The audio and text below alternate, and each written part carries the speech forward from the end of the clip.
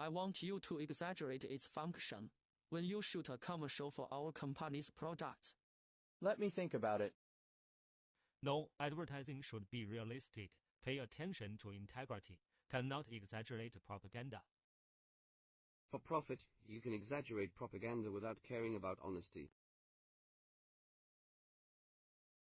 Hello everyone, we are Group M. My name is Pan Jiaye, and the topic our group discusses is whether advertising companies should truthfully produce advertisements or should they exaggerate the effectiveness at the request of customers and harm the rights and interests of consumers. For this problem, we can look at a related case. In the illegal advertising case issued by Nanzhou Medical Beauty Clinic in Guangzhou, China, in order to promote the medical beauty services it operates, the merchant published advertisements through advertisers on its website and posted posters to promote services externally. In this case, the parties published advertisements through websites and promotion posters. However, the content of the advertisements contained false propaganda that was inconsistent with the facts and violated the relevant prohibitions of the advertising law. Relevant agencies have issued administrative penalties for this. This is an administrative penalty for illegal advertising behavior and is used to maintain market order. There are three moral and ethical dilemmas involved in this case. The first part is the question of authenticity. When a party chooses to publish false advertising, part of the reason is to achieve greater profit. This raises an ethical question about the ethicality of advertising, involving whether companies should adhere to truthful propaganda when using advertising to promote products or services and avoid misleading and deceiving consumers. The second part is consumer rights. The party concerned may have neglected the protection of consumer rights by publishing false advertisements. Exaggerated and false claims can lead consumers to make poor decisions and can affect the reputation of the entire industry. The third part is the conflict between economic interests and ethics. In this case, a fine is an economic sanction, but it is not necessarily enough to solve the ethical issues in advertising. Whether companies should pay more attention to the protection of ethics and consumer rights while pursue economic interests is a question that needs to be considered.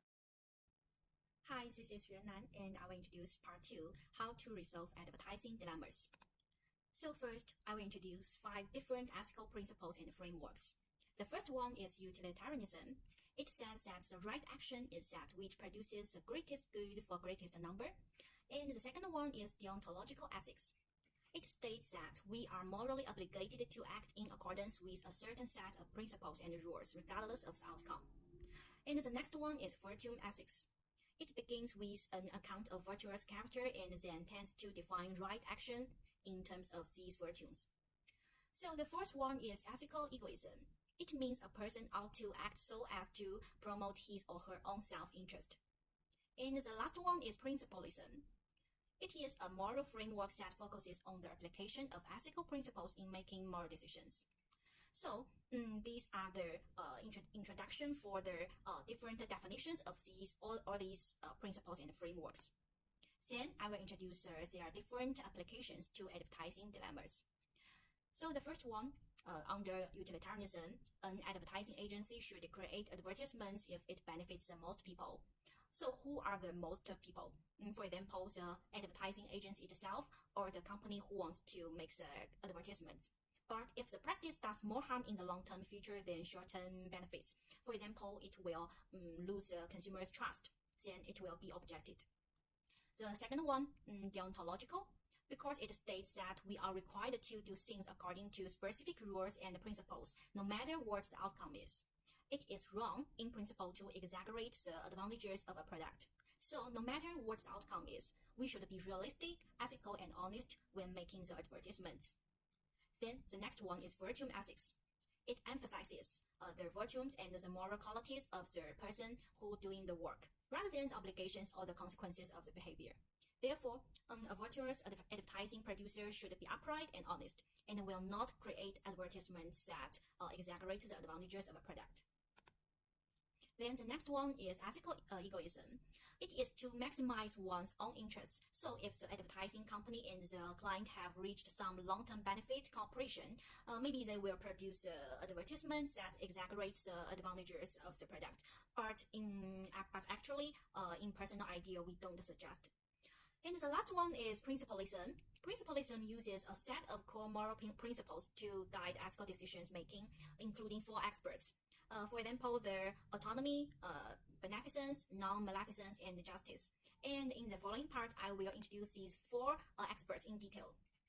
So the first one, autonomy. This principle respects consumers' decision-making autonomy. So advertising companies should avoid misleading consumers so that consumers can make informed decisions. And the next one is beneficence. It means do good things. So when we consider the interests of customers and the company itself, they will find a way to safeguard the interests of customers without making false advertising. And the next one is non-maleficence. This principle follows the interest of not internationally harming consumers. So advertising agencies shouldn't create advertisements that lead the consumers. The last one is justice. This principle requires advertising companies to maintain their principle of fairness and fairly distribute benefits and costs. And after all my introduction of the principles and their different applications, we can get a conclusion that the ethical decision in this case about if the advertising agency should make the misleading advertisements, it prefers long-term integrity rather than earning profit in the short term. Okay, so this is all my introduction. Thank you very much. Now is the third part, the decision on ethical issues. In this analysis, 4 tests were used for analysis. What are the 4 tests? The 4 tests consist of 4 parts. First, harm test, assessing potential harm to stakeholders. In other words, does this option pose less harm than other options? Second, fit test, how will religion view my decisions? Third, professional test, considering professional standards and practices. Fourth, publicity test, what potential reactions will the public have? The relationship between ethical decision-making and the 4 tests is fundamental in guiding actions and decisions in ethical dilemmas. Let's begin. The first part, harm test. In this case, there are 3 main stakeholders: advertising agents, their customers, and consumers. If advertising agents choose to meet the requirements and may mislead consumers, for advertising agents themselves, their revenue may increase in the short term, but their reputation in the industry may be damaged, and the risks they face, such as legal risks, may increase accordingly. For consumers, the preferences they gain during the process of consumer goods decrease, and they may suffer physical or psychological damage. For customers, their company will experience a brief increase in revenue after this advertising screen. However, this will cause damage to the reputation and brand of the enterprise and bear more legal risks. If advertising agents maintain integrity through honest advertising, the result will be completely opposite. Therefore, in harm test, we conclude that advertising agents will take more measures to mitigate potential risks. For example, first, create a planned sandwich between complying with customer requirements and maintaining complete integrity, such as reducing exaggeration, changing advertising direction, and using more ambitious vocabulary in concepts. Second, communicate with customers again and request them to modify their requirements. Third, completely reject customer requests and completely avoid the risks brought by unethical behavior. Advertising operators may take such measures to minimize risks while completing orders as much as possible. The second part is fifth test. The central question of this test is, how will religion perceive your decision? In this test, there are 2 core elements, honesty and justice. Around these 2 themes, this research analyzes the exchange points among Islam, Christianity, Hinduism, and Buddhism. For the theme of honesty, Islam considers lying to be unethical behavior.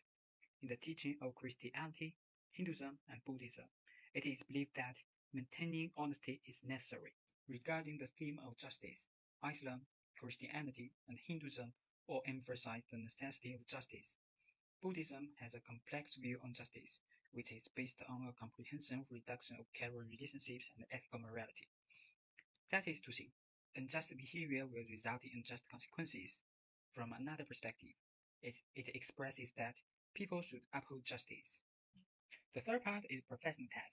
We mainly conducted professional tests in three aspects: advertising industry guidelines, ethical code, and legal norms. In terms of advertising industry guidelines, advertising agents should adhere to these industry guidelines. Advertising laws: authenticity, recognizability, no content that belittles other goods or services, no harm to the physical and mental health of minors and people with disabilities, and situations where advertising should be prohibited. In terms of moral code, the theoretical norms that advertisers should follow include not misleading consumers, not infringing on their privacy rights, not using discriminatory speech or images, not infringing on the intellectual property rights of others, not encouraging bad behavior or unhealthy lifestyles, etc. In terms of legal norms, although advertising regulations vary in different countries, companies are generally prohibited from engaging in illegal advertising. Enterprises that engage in illegal advertising and companies that produce exaggerated advertisements will both face penalties. Not only will there be regulatory penalties, but it may also lead to consumer claims and lawsuits. And finally, publicity test. If an advertising agent decides to create an exaggerated advertisement, after this news is made known to the public, their social reputation will decline. Their relationship with the trustworthy business will deteriorate. It will be very detrimental to long-term business development, and it will also affect their public trust. As the news industry is open to the public, no decision can be completely concealed. Therefore, it is even more important to consider the impact of public decision-making. Therefore, creating advertisements that fully meet customer requirements and mislead consumers is considered completely inappropriate. Choosing a compromise or choosing moral honesty and justice is quite important. In the fourth part, we have a discussion and a reflection.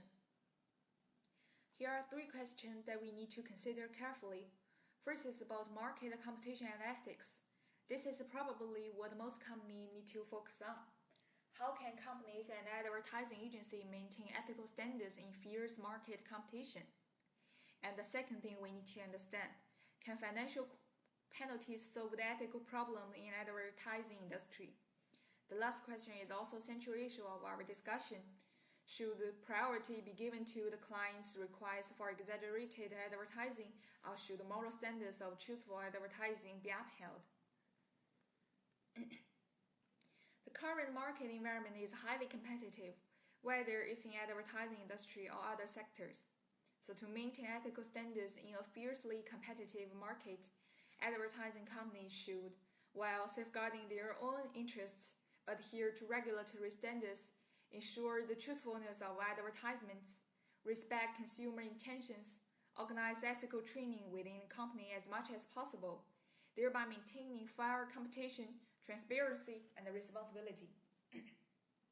And there's a limitation of financial penalties. We need to know financial penalties can act as a deterrent for unethical behavior, but this may not fundamentally solve the ethical issue in advertising industry. Alright, finally, we need to return to our core question. As you can see in the little finger on the side, there's a person thinking, should we be honest or prioritize profits? In general, the decision to prioritize either the client's request for moral standards should be made after carefully weighing the ethical implications, responsibilities, and potential consequences. The goal is to find a balance between maintaining ethical integrity and considering practical aspects such as consumer relationships and interests. While prioritizing the client's requests may bring short-term benefits, it can have negative long-term consequences. Therefore, from a long-term perspective, producing honest advertisements may be a better choice for advertisers. Okay, next up are some reflection. When we encounter ethical dilemmas, how should we proceed? First, we need to strive for consistency in ethical behavior. It means that we should not easily change our ethical behavior due to temptation or conflicts of interest. Then, considering the impacts of decision on all stakeholders and weighing different courses of action, considering their potential harm and benefits. And we also can apply ethical tests such as harm test, face test, profession test, and publicity tests to evaluate options. When we encounter some complicated or ambiguous situation, we can seek diverse perspectives to inform decision making, such as consulting mentors and colleagues. It may help in making more informed decisions. Okay, that's all the presentation of our group. Thanks for listening.